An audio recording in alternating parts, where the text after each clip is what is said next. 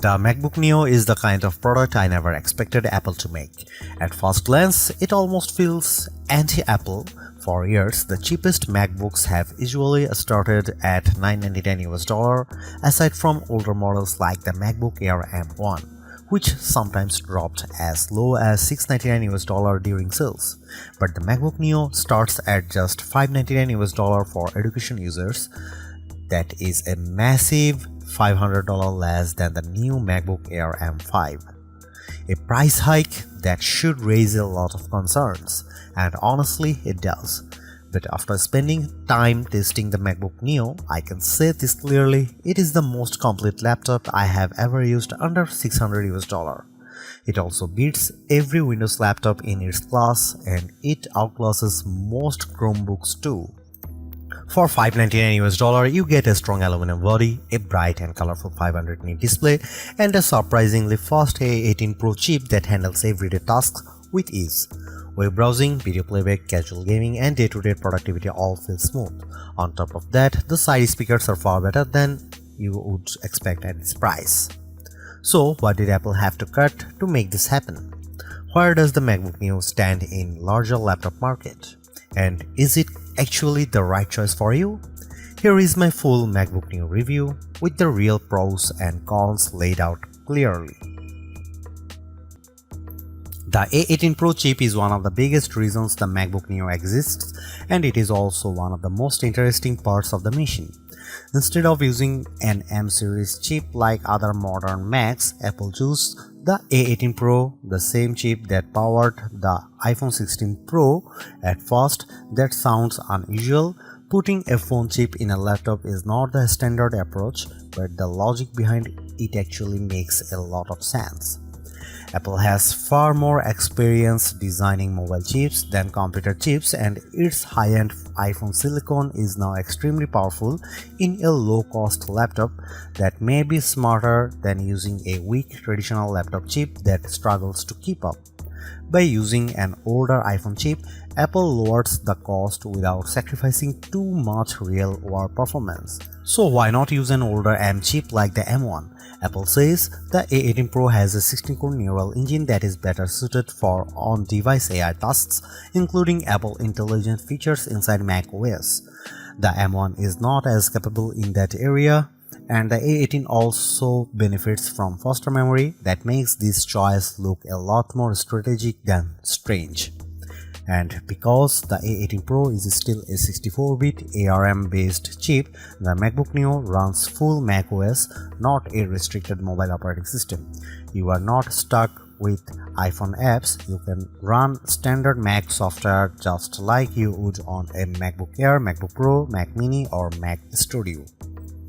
macOS runs well on the Neo, and although it is not as snappy as my MacBook Pro, it still feels impressive for the price. For the best experience though, you should keep expectations realistic and stick mainly to lighter apps. I used built-in tools like GarageBand and Keynote, and both run smoothly. That is the kind of workload this laptop handles best. You can still go beyond that. I installed Steam, which requires Rosetta on non-Intel hardware, and it worked.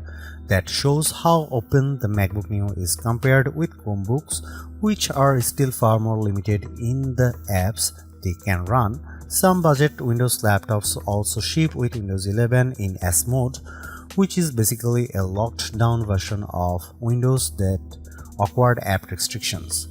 The MacBook Neo avoids all of that. In practical terms, this makes the Neo much more flexible than a Chromebook or a Windows S mode laptop. It is also more useful than an iPad Pro in some ways, even though the iPad Pro may be more powerful on paper. The reason is simple: the Neo runs full Mac software, not iPad OS apps. Apple's ecosystem features also work here. You can mirror your iPhone, drag and drop files, make calls, send messages, share your clipboard, and use an iPad as a secondary display. I tested it with the latest M5 iPad Pro, and the setup worked extremely well. That is important because it means the MacBook Neo does not feel like a second-class Mac. You still get the same broad Apple experience as you do on more expensive models, and that is a huge win for a lower cost device. The limits are really about hardware, not software. If you want to do heavy 3D work, advanced video editing, or large creative projects, the MacBook Neo is going to struggle. It is not built for those jobs. The biggest concern is the 8GB of unified memory. That is enough for basic use, but it is not generous by modern standards. And because the memory is unified, it is shared between the system and graphics, which makes multitasking tighter than it would be on a laptop with more memory. During my testing with Safari, Keynote, GarageBand, and a Steam download, all active memory uses climb to around 6.48GB to 7GB. That is dangerously close to the ceiling. Once you get too close to the limit, performance starts to dip. There is also no upgrade path for memory, and you cannot just open the laptop and add more yourself. That means the 8GB configuration is something you have to live with for the lifetime of the device. For most students or casual users, that may be fine as long as they keep their workload light. But anyone who likes to jump between many apps or run heavier software should look at the MacBook Air M5 instead, which starts with 16GB of unified memory. Gaming is possible too, but again expectations matter. I got Cyberpunk 2077 running at a playable 30fps using the For This Mac preset. It was not a generous experience because most settings were pushed very low and advanced effects were disabled, but the fact that a $599 fanless laptop can run a game like that at all is impressive. You can also play iPhone and iPad games, which are much better suited to this hardware. Overall, the MacBook Neo performs very well for the price. It is excellent for everyday tasks, surprisingly capable with many Mac apps, and flexible enough to general use. But it is not a productivity powerhouse, and it should not be treated like one. One more advantage deserves mention: the MacBook Neo is fanless. That means it stays quiet in use, which is a major benefit over many budget Windows laptops that get noisy as soon as the system starts working harder. The MacBook Neo is the best budget laptop you can buy right now. It is true that Neo sits at the upper end of what many people would call budget, but the gap in quality between this and most Windows laptops or Chromebooks at the same price is huge.